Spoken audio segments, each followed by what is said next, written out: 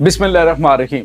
अस्सलाम वालेकुम नाज़रीन, मैं हूं डॉक्टर अली और आप देख रहे हैं मेरा फेसबुक और यूट्यूब चैनल। नाज़रीन, बहुत अहम तरीन डेवलपमेंट है, बहुत बड़ी खबर आ रही है कि आज एक बहुत बड़े टीटीपी के कमांडर ने सरेंडर कर दिया है। नाज़रीन, सरेंडर करते हुए इसके साथ ही उसने दहशतगर्दों की एक बहुत बड़ी गेम और पाकिस्तान के खिलाफ घनौना प्रोपेगेंडा और मंसूबा उसको भी बेनकाब कर दिया है। आखिर क्या क्या इंकशाफात हुए हैं, इसकी तमाम तर डिटेल आपके साथ शेयर करेंगे। ये कौन दहशतगर्द कमांडर है और कितना अहम था ये टीटीपी के लिए, इसकी तमाम तर तफसीलात आप जानेंगे। और इसके साथ ही नाज़रीन, पाकिस्तान के फौज के जो सिपा सालार हैं जनरल आसिम मुनीर, उनके चर्चे सरहद पार होने लगे हैं। नई आग भड़का दी है जनरल आसिम मुनीर की तकरीर ने। इस वक्त हिंदुस्तान टाइम्स ने एक बड़ी स्टोरी लिखी है, उसके ऊपर हम बात करेंगे आज के इस व्लॉग में। वीडियो की तफसील में जाने से पहले अगर आपने हमारे इस चैनल को सब्सक्राइब नहीं किया हुआ तो आपसे गुजारिश है काइंडली इसको सब्सक्राइब कर लें और बेल आइकन को जरूर दबा दें ताकि हमारी आने वाली वीडियो सबसे पहले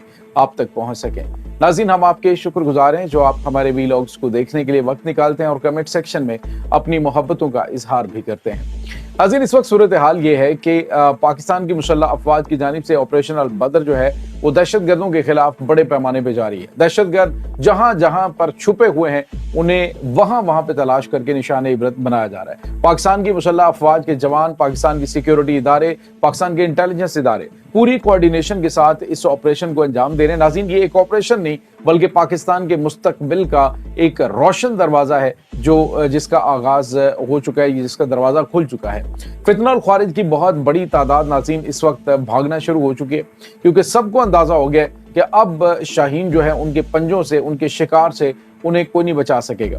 अब सूरत हाल ये नाज़रीन के बहुत बड़ी तादाद में फितनल ख्वारिज जो हैं वो मारे भी जा रहे हैं और उनका कोई पुरसाने हाल नहीं है। जो दहशतगर्द देखते हैं ना वहाँ पे, तो उनकी जो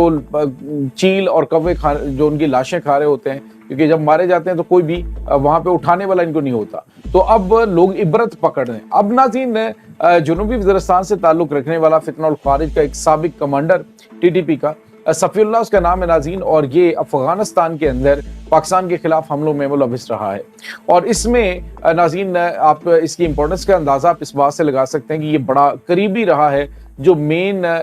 लीडरशिप है इनकी दहशतगर्दों की, और उसमें जो उसने चीज़ें ऑब्ज़र्व की उसके बाद उसने उसको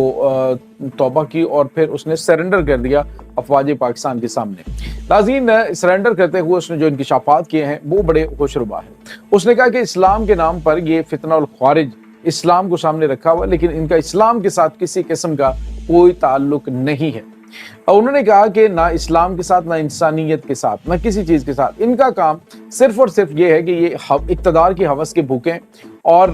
जो इनके बैरूनी अहकामात के ऊपर जो है वो पाकिस्तान के खिलाफ हमले करना, ये इनका नस्बुल ऐन है। और ये जो सादा लोग हैं उनको भर्ती करते हैं और उसके बाद उन्हें अगवा बराए तावान, भत्ताखोरी और उसके बाद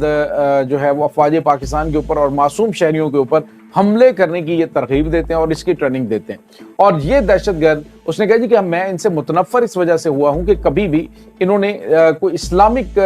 मामलात नहीं से, लेकिन इसको रखते जब भर्ती करते हैं तो इन्होंने इस्लामिक काज सामने रखी होती है कि जी हम इस्लाम के नाम पर जो है वो पाकिस्तान की फ़ौज के खिलाफ लड़ रहे हैं। लेकिन बाद में पता चलता है कि जब इनके आकाओं की जानिब से इन्हें इशारे मिलते हैं कि आपने अभी फलां जगह पे जो है वो पाकिस्तान के खिलाफ महाजराई करनी है, आज फलां जगह पे महाजराई करनी है, यानी भारत के जो पाकिस्तान के खिलाफ घनौने अज़ाइम है वो अब खुलकर सामने आ गया कि अफगानिस्तान के अंदर बैठकर भारत फितनल ख्वारिज को न सिर्फ हथियार फराहम करता है, उनको ट्रेनिंग देता है, उनको पैसा देता है और उसी के बाद ये दहशतगर्द जो है वो पाकिस्तान के ऊपर हमलावर होते हैं। तो सफ़ीउल्लाह जो है उसने वाज़े तौर पे कहा कि ये एक गुमराह और दीन इस्लाम से खारिज गिरोह है। आज़िम, बिल्कुल ये उसी अल्लाह ताला के जिस तरह से हुक्म है कि ये ऐसे दीन से निकल चुके हैं जैसे तीर कमान से निकलता है, यानी दीन और इस्लाम के साथ इनका कोई ताल्लुक है ही नहीं। नाज़रीन, यहाँ पे आपको बताते चलें कि फितनल ख्वारिज की बहुत बड़ी तादाद आपको पता है पहले जब मारी गई तो उनमें से अक्सर ऐसे थे कि जिनके जब बाद में इनको चेक किया गया तो इनका इस्लाम के साथ यहाँ तक कि कोई ताल्लुक नहीं। ये नफ्सियाती तौर पर जो मुख्तलिफ ममालिक से आते हैं, नफ्सियाती तौर पर ये सिख लोग होते हैं, नफ्सियाती तौर पे मरीज़ होते हैं ये, और ये इस तरह का मर्ज़ है कि जिसमें ये सिर्फ लोगों को कत्ल करना चाहते हैं और इसी वजह से ये ज्वाइन करते हैं इन दहशतगर्द ग्रुपों को। तो जब बैरूनी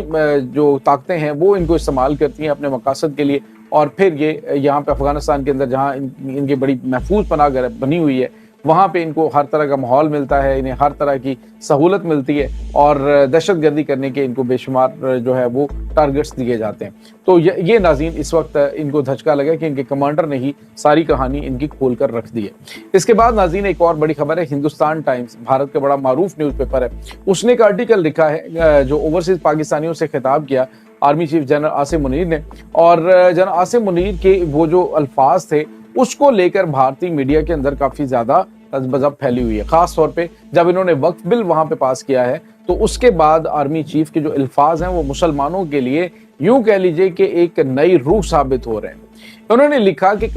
جو دو قومی نظریہ ہے، ٹو نیشن تھیوری جو ہے، اس کو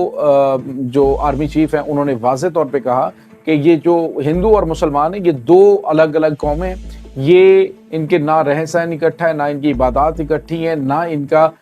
جو ہے وہ مذہب اکٹھا ہے، تو یہ ایک کبھی نہیں ہو سکتے۔ بالکل قائد اعظم محمد علی جناح کا وہ جو ویژن ہے وہ آج بھی ایک روز روشن کی طرح آیا اور ایک بڑی مسلمہ حقیقت ہے جس کو آج دنیا تسلیم کر رہی ہے۔ اور انہوں نے کہا کہ یہ جو بات کی گئی آرمی چیف کی جانب سے، یہ بظاہر تو پاکستان کے جو اوورسیز پاکستانی ان کو تو سب کو پتہ ہے، حالانکہ آرمی چیف نے تو اس پیرائے میں بات کی تھی کہ ہماری جو جنریشنز ہیں ان کو ہماری ان آباء و اجداد کی قربانیوں کو بھولنا نہیں چاہیے۔ لیکن ناظرین اس کے ساتھ ہی آرمی چیف نے یہ بھی کہا تھا کہ یہ جو بلوچستان ہے یہ پاکستان کے ماتھے کا جھومر ہے، اور جو فتنہ الخوارج کے خلاف آپریشن